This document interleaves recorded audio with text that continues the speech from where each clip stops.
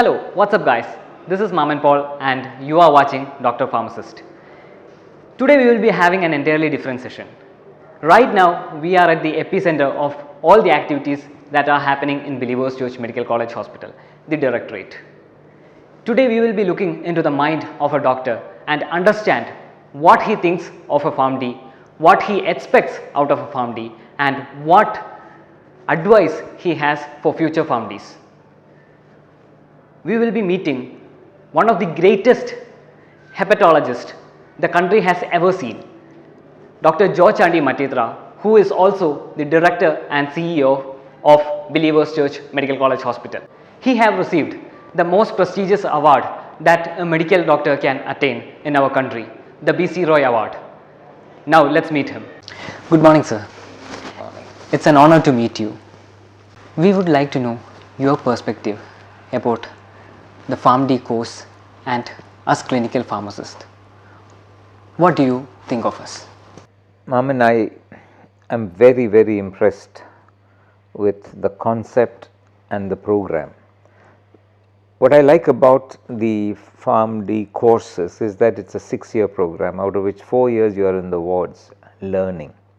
So if the medical professors and the professors of pharmacy take the classes, the Pharm.D graduates will be highly knowledgeable and capable and even skilled. Now we need to remember that whatever a clinician diagnoses and when the treatment comes, it's very important that the medicines are given appropriately and correctly. So the person who is a doctor of pharmacy can ensure that that is done. He or she can ensure that that the antibiotic stewardship is taken care of adequately, and there is a whole lot of things that can be done by them for society. I believe as a concept it's very good. We only need to deliver it well and make sure that there are job opportunities for doctors of pharmacy in India. Sir, what do you expect out of a clinical pharmacist? My expectations of a doctor of pharmacy is much more than what the rest of the country wants. I would like a doctor of pharmacy person to be involved with the patient right from day one. And the way I have trained people who have come and joined me, we've created the group called clinical specialists. We teach them clinical medicine. We teach them how to examine patients, how to understand the disease process, to make a diagnosis, plan investigations and plan the management along with all of us, and they become highly skilled. They can become specialists, for example, in medical oncology, in gastroenterology, hepatology, cardiology. All these areas they are able to do really well, and they can go that extra mile for the farewell process. Patients who are admitted can be looked after well, can be given proper advice and follow up to ensure that what you have diagnosed, the treatment given is appropriate, and then the patient recovers extremely well. So it's a holistic care that a doctor of pharmacy can deliver. Sir, what advice would you like to give to a future Pharm.D graduate? My first advice is not to the students, it's to the colleges that are running these courses.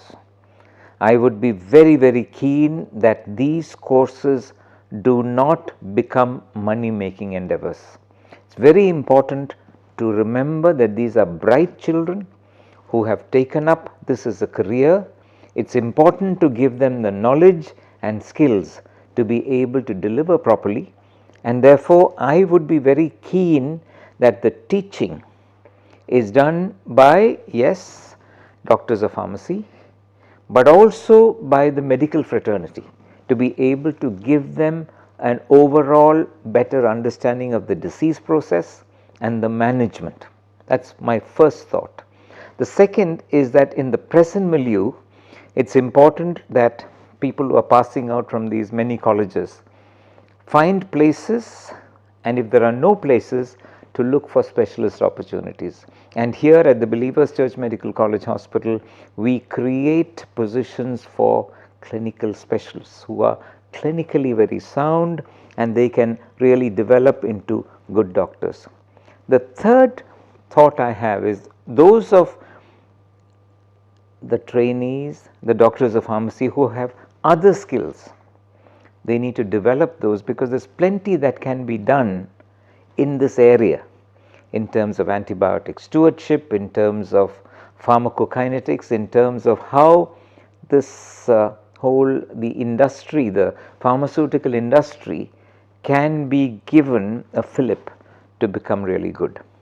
I would also recommend that some of the doctors of pharmacy should take up leadership roles in hospitals because of their extensive knowledge over 6 years of training and then a year of internship. They understand the system really well, and if they could do a master's in hospital administration or an MBA, they will be able to give leadership roles within the country. Finally, I believe that as the government of India plans for courses for the Ayush doctors, for dental surgeons, I think the first opportunity should be given for doctors of pharmacy, because at the end of 6 years they know so much, they have seen so much, been in the ward so much, and so a bridge course of 2 years would they'll make them very competent to become medical doctors. With their extensive knowledge, additional knowledge, they will be able to serve our people and the country much better. Thank you, sir, for enlightening us on your opinions about the clinical pharmacy course and about us clinical pharmacists. It is a huge boost to us. Thank you, sir. Thank you very much. It is my privilege.